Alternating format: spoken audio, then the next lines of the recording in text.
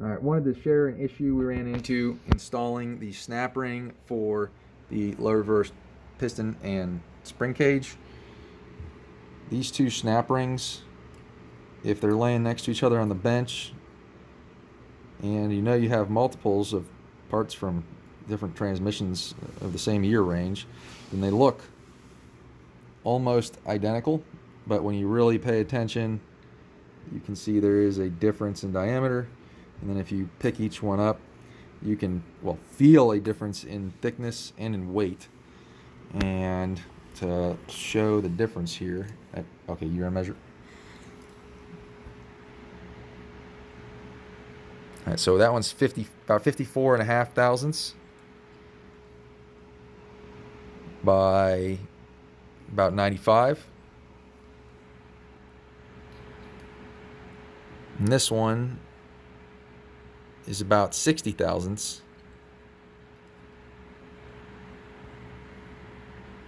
by 112.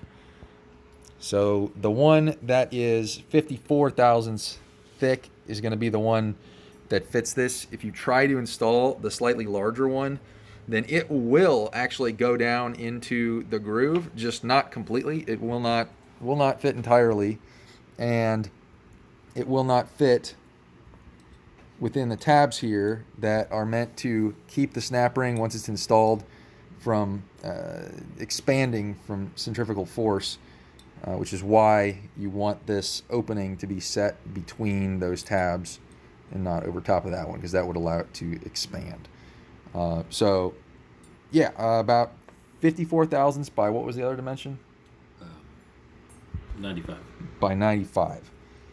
So make sure you got the right one and don't mix up your parts like we did, especially if you have duplicate transmissions laying around. And then I'll show here in a minute how the best way we found to compress this and to get the snap ring on and off. All right, so this was the tool that we originally used to remove this, just with a different size U-shaped piece here, which I actually have down in the press now, and I'll show you in a second. This was the one for the forward clutch. This ended up, it worked for removal, but it damaged the cage on the forward. And I can't even keep track now, but one of them we damaged by just accidentally pressing it into the snap ring groove, which is really easy to do. It's chamfered on the top of, well, the center piece there where the bushing goes, so that'll slide on real easy. But once you get into the groove, you've really got to make sure you're lined up, or you'll just bend it if you're not paying attention, especially if you're in a hydraulic press, and that's probably why they tell you not to use a hydraulic press. But that's what we're doing. So this way, again, worked even for the one in the case, but it wants to walk all over the place, and it's hard to get this thing not to slide. For the forward clutch return spring, you can use, if you have a Transgo kit, or if you can go find a big giant washer, which is what we tried to do for this, couldn't find one.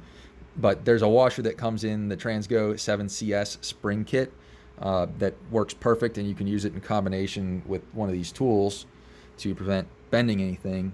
In this case, we were able to use an old extra, and you could even use your current one if you wanted to, because it's not going to hurt it, but the overrun hub, the outer race, and that fits really quite good. And then we already had this bracket that we just bent to sit inside of that, and that sits perfect.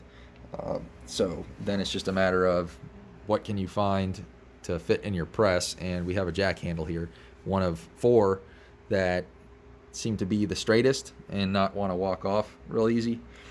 And then as far as actual installation of this snap ring, ended up with a set of 4 wild snap ring pliers. I'll try and get a GP407. These are the straight tipped ones. There's also some bent ones, some compound ones, and some angled tip ones that have a little, well, I'll just show you here. These other ones, the compound pliers weren't very useful for this job, or for this transmission, but these were. GP408 is angled tip. And GP 409 is this one, which is also angled, and it has that little dimple right there to make it real easy to grab snap rings when this will work. This is such a tight space that it does not work easily. So I would go with the 407s with that straight tip. And I'm going to go ahead and try to show you installing this. I think I got a good method down here for doing it after some struggling. Alright, so can you see what I'm doing here? Mm-hmm. My methodology here was to grab this as far out towards the edge, or as far towards the outer diameter as I could, and as close to the bottom here as I could. And it sometimes takes a few tries because it wants to do that and fall down, and then you got to get your hand situated properly if you're doing this the way I am. And then get this down here. Let me get situated. Set her up.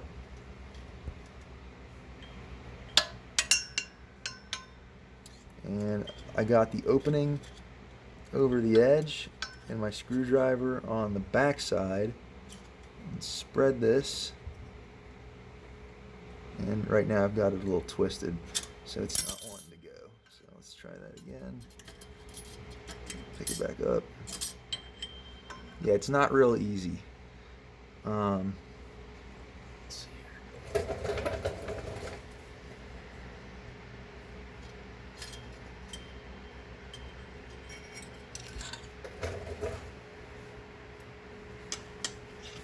So let's give that another shot. Get my hand in the right orientation this time.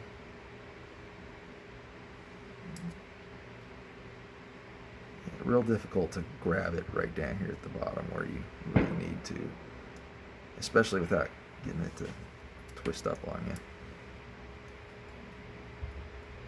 Or maybe if you have steadier hands or you've had a few drinks, it'd be easier. Let's see here.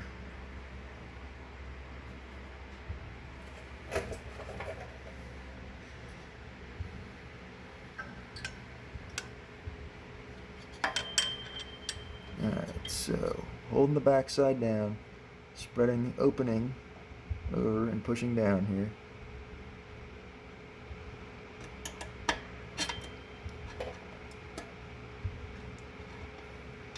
Alright, and then am I oriented correctly between the locks there? Can you tell, Dad? No, I can't see. Alright, we'll just set her in there. And it looks like we are. So that is in, and then the last thing I'm going to do before I relieve pressure on this is just go around with my screwdriver and push this clip inward. Make sure it looks like it's all the way in, which it does appear to be. It might be a little bit spread, but that should be it. And then come up on the press here slowly.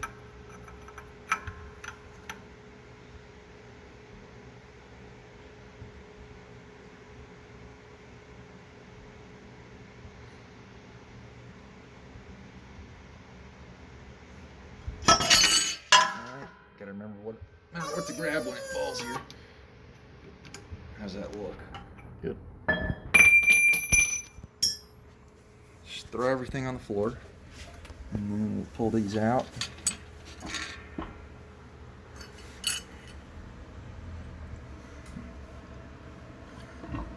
Alright, and that is in, and it is properly oriented. You can see it's inside of the little locks, and the opening of the snap ring is situated so that all of the locks are engaged. The openings between two of those locks. And that's it, easy as pie, after trying to do it 1,277 times. So good luck.